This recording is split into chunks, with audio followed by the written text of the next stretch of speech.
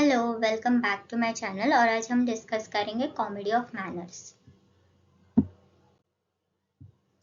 Comedy of manners क्या होता है? जैसे टाइटल से ही पता चलता है कि मैनर्स मतलब ह्यूमन के जो बिहेवियर पैटर्न्स होते हैं, हम जिस तरह से सोसाइटी में बिहेव करते हैं उनको बोलते हैं मैनर्स। जब उन्हीं मैनर्स का मजाक उड़ाया जाता है ना, तब वो क्या हो जाता है? Comedy of manners. तो इसमें ह्यूमन बिहेवियर्स को सटाराइज किया जाता है, मतलब उनको उनमें जो गलत चीजें हैं, मतलब अगर कोई इंसान किसी को खुश करने की कोशिश करता है और जब वो ज्यादा एक्सेस में हो जाता है, तब उसमें तब कैसे वो ये हो जाता है, मतलब तब कैसे दूसरे लोग उस इंसान को परसीव करते हैं, वो बताया जाता है। Social customs of particular social class, मतलब कैसे रिच लोगों के अपने अलग अलग प्रॉब्लम्स होते हैं। जैसे typically aristocracy and upper classes. अगर आपने वो अनन्या पांडे का इंटरव्यू देखा है तो उसमें वो अपने स्ट्रगल्स बताती है कि कैसे उसके डैड कभी कॉफी विद करण में नहीं गए थे, तो that was a huge deal for her. तो वैसे ही यहाँ पे भी जो सोशल मतलब एलीट होते हैं उनके लिए, मतलब वो बहुत बड़ी प्रॉब्लम होगी कि किसी के पार्टी में नहीं इनविटेशन मिलना या कोई अच्छा नया ड्रेस नहीं होना। That is a huge thing for them, but normal इंसान के लिए वही चीजें इतनी मैटर नहीं करती, वो इतना सोचता नहीं है उसके बारे में। ये जो थिएटर है ये शुरू हुआ था रिस्टोरेशन पीरियड में इंग्लैंड में। और फिर ये जो फ्रिवलस है, मतलब जो एकदम ऐसे दिखावे की लाइफस्टाइल होती है ना, उनको क्रिटिसाइज किया था। क्योंकि जब चार्ल्स टू आया ब्रिटेन में, तब वो फ्रांस में रह के आया था, तो जो फ्रेंच लाइफस्टाइल है ना, उसको ये जो ब्रिटिश अरिस्टोक्रेसी है वो उसको कॉपी कर रहे थे। और फिर उसको क्रिटिसाइज करने के लिए ये एक थिएटर आया, कॉमेडी ऑफ मैनर्स। फिर ये जो जॉनरा है ये थिएटर का, कॉमेडी ऑफ मैनर्स, ये रिवाइवल ऑफ थिएटर बताते हैं। क्योंकि 1660 के पहले थिएटर पे बैन लगाया था, तो वो 1660 के बाद बैन उठ गया। जो प्यूरिटन्स ने बैन लगाया था वो उठ गया, और फिर उसके बाद लोग ने फिर से प्लेस लिखना चालू किया। And because Charles to France में से रह के आया था, तो फिर ये जो प्लेस है कॉमेडी ऑफ मैनर्स, वो फ्रेंच कॉमेडी से इंस्पायर थे, खास करके मॉलियर्स से। और फिर इसकी वजह से sharp wit, clever dialogue, social intrigue, ये सारे फीचर्स उसमें आए। अगर इसके पहले आप शेक्सपियर के प्लेस देखो तो उसमें यस क्लेवर डायलॉग विट वगैरह होता था, लेकिन वो इतना सोसाइटी को क्रिटिसाइज नहीं करता था। उसके प्लेस काफी कैरेक्टर ओरिएंटेड होते थे। वेरएज यहाँ पे सोसाइटी के जो गलतियां हैं, उनके जो फॉलीज हैं, उनको हाईलाइट किया जाता था। तो इनके में सोशल हिपोक्रेसीज को और प्रिटेंशंस, मतलब जो दिखावे का लाइफस्टाइल होता है ना, उसको उन्होंने क्रिटिसाइज करना चालू किया।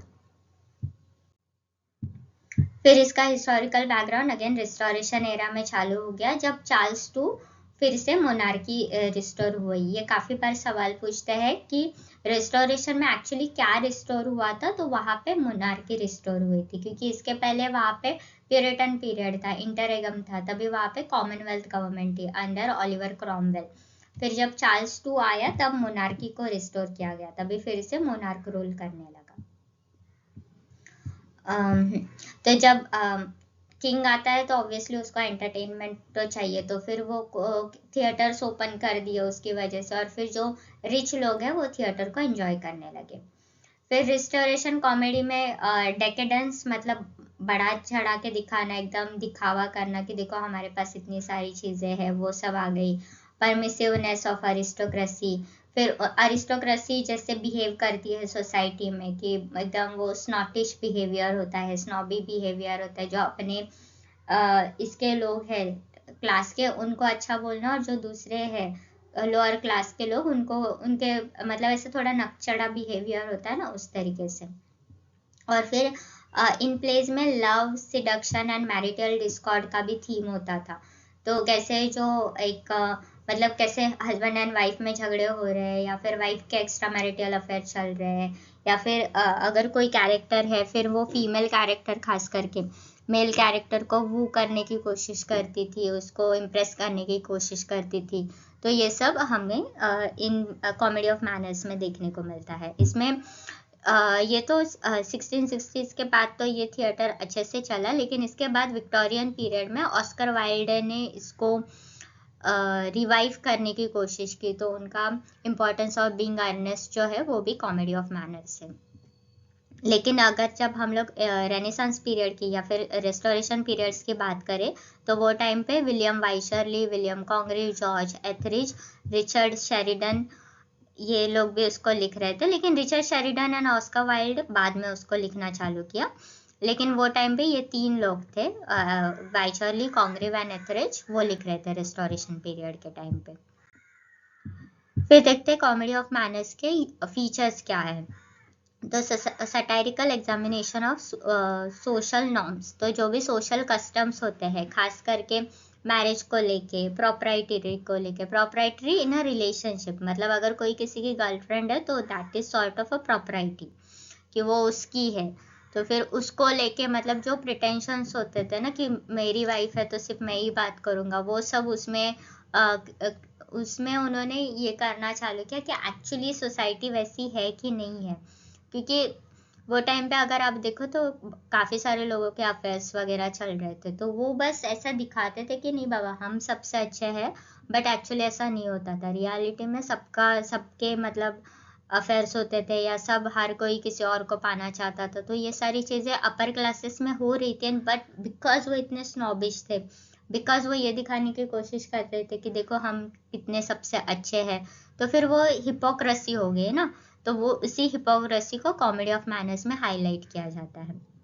विट्टी एंड पॉलिश डायलॉग, मतलब 2 कैरेक्टर्स के बीच में एकदम बैटल ऑफ वर्ड्स हो जाएगा। एक कैरेक्टर ने कुछ बोला तो दूसरा उसको और कुछ बोल देगा, और अच्छे से ये करेगा वर्ड, मतलब और एक अच्छे से आंसर देगा। क्लेवर वर्ड प्ले, मतलब डबल मीनिंग वाले बातें करते थे, या डबल एंट्रांडे होता था, वो पन्स यूज करते थे।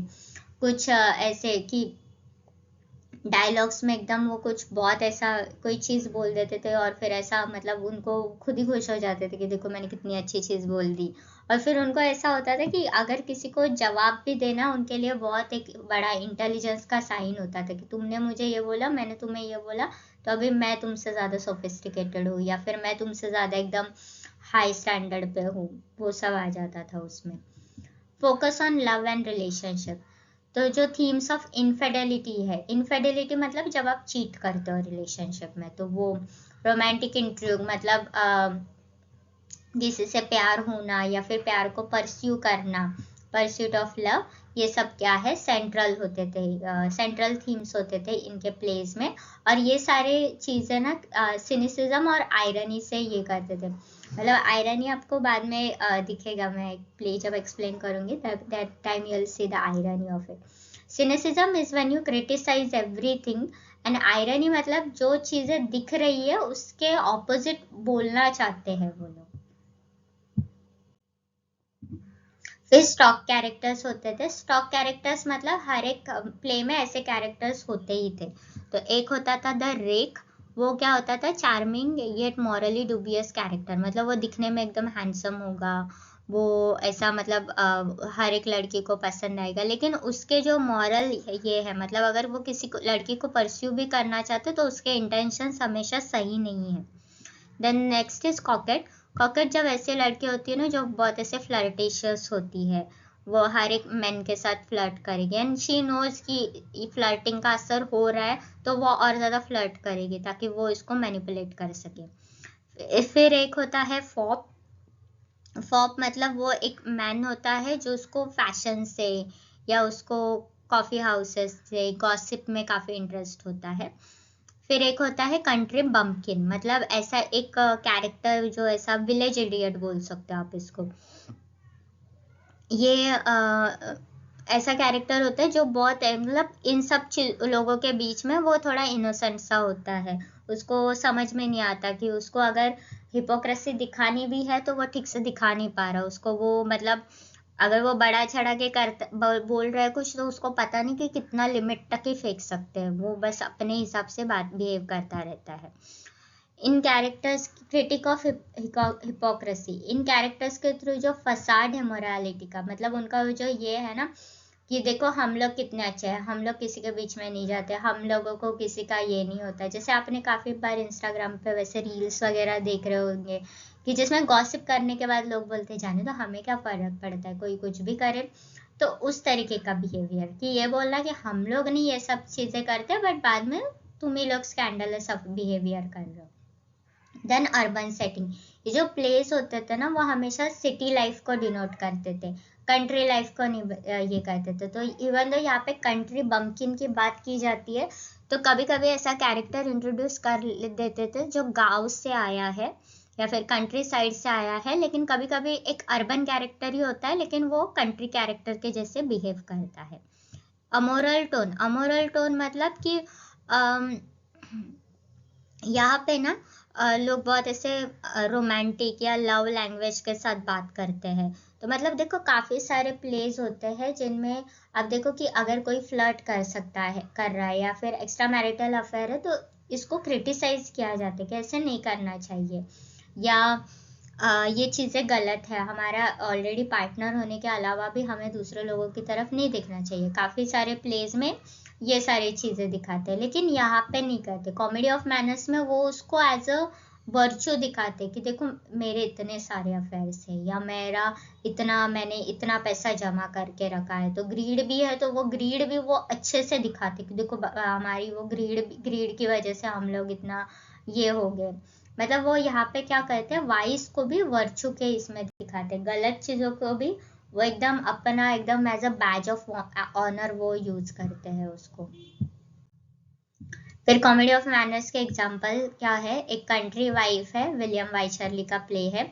इसमें कैरेक्टर होता है हॉर्नर, जो उसको ऐसा वो ऐसे प्रिटेंड करते हैं कि वो इम्पोर्टेंट है, मतलब वो सेक्सुअली इनकेपेबल है ये सोच लेकिन वो ऐसा होता नहीं है, वो बस ऐसे दिखाता है ताकि वो मैरिड वुमेन से बात कर सके।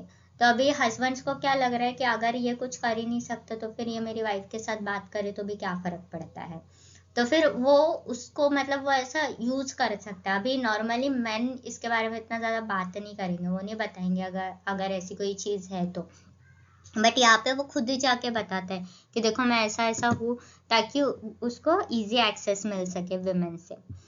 फिर रिचर्ड शेरिडन का है द स्कूल ऑफ स्कैंडल, इसमें वो गॉसिप के मतलब गॉसिप करते रहते लोग, हिपोक्रेसी होती है, फिर सोसाइटी में ही कैसे कैरेक्टर्स होते हैं, उनके इंटेंशंस क्या होते हैं, वो अगर कुछ चीज़ बोल रहे तो फिर उसके पीछे उनका एक्चुअल मीनिंग वगैरह क्या होता है, वो सब इस प्ले में दिखता है।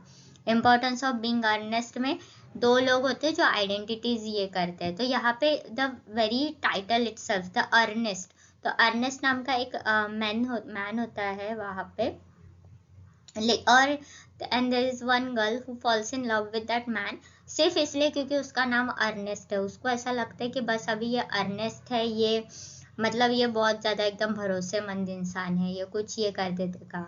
I will give you a simple example, अगर किसी लड़के का नाम सपोज विक्रम है या विक्रमादित्य है, तो वो कैसे एकदम रॉयल टाइटल लगता है।